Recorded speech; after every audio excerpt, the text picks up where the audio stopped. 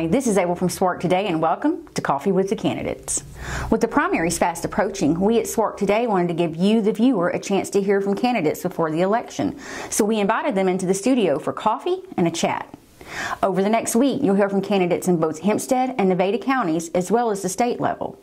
But first, we're going to hear from Hempstead County Clerk Karen Smith, who also serves as election coordinator for her county. She has important information about early voting and Election Day. So stay tuned to our SWARC Today YouTube channel and also subscribe so you can stay up to date on the latest news and sports coverage. And now we go to Coffee with the Candidates.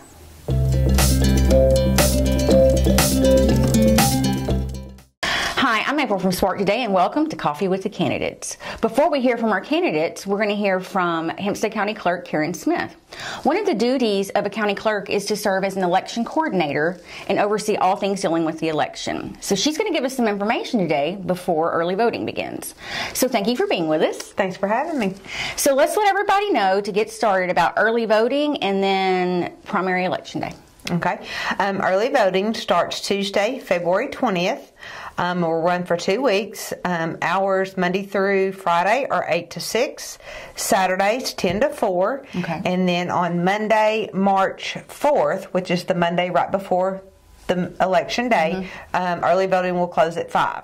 And that's at the courthouse? That's at the courthouse, second floor in the conference room. So from February 20th until the day before the actual primary election day, everybody can go to the courthouse? Yes. Okay. So on the day itself, where are some of the voting centers going to be? All right. So we have 11 vote centers. Okay. And being a vote center means it doesn't matter where you live in Hempstead County, you can go and vote at any of the 11 vote centers. We have Benjamin Community Center, Crossroads Volunteer Fire Department, Fulton Library, Hope Fair Park Community Center, and we did move that this year. Okay. Normally it's at the Coliseum, but we really like the Community Center a little better. It's a nicer place. The voters don't have to walk so far to get across to a vote the Coliseum. machine. They can just in that small building. So it's a smaller building. McCaskill Community Center, Ozen Volunteer Fire Department, Patmos Volunteer Fire Department, Saratoga School, Spring Hill Volunteer Fire Department, Washington Volunteer Fire Department, and Word of Faith Church in Blevins. Okay. And what are the hours on that day? Polls open at 7:30 a.m. and close at 7:30 p.m. All right, Ms. Karen, is there anything else you think voters need to know before they head to the polls that day? For one, if you're not registered to vote, it is too late to register to vote for the primary election, but you've still got time to get registered if you want to vote in the general election in November. Okay.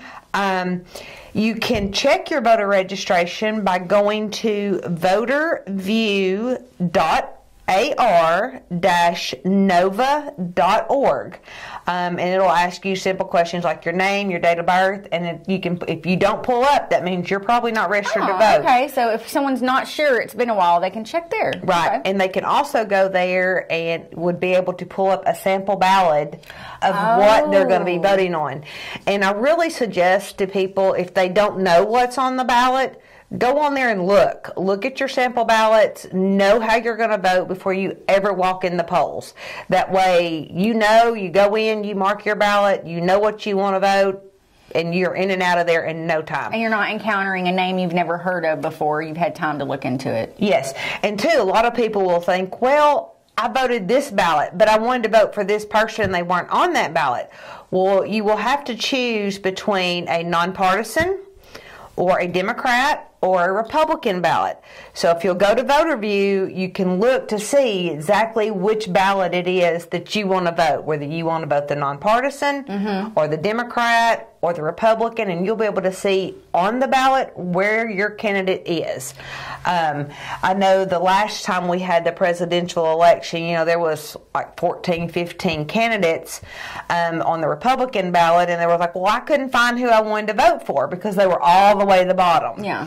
And no two counties have the same layout because we do a ballot draw where we pull each candidate's name out of a hat. It's like, okay, we're drawing for Donald Trump. And whatever number that person draws, that's where he falls on the ballot. On the ballot, okay. Yes. So I highly recommend people go on VoterView and look at your ballot so you know which ballot you want, where your candidate's name is on that ballot, so that it doesn't take you quite as long when you're in the polls.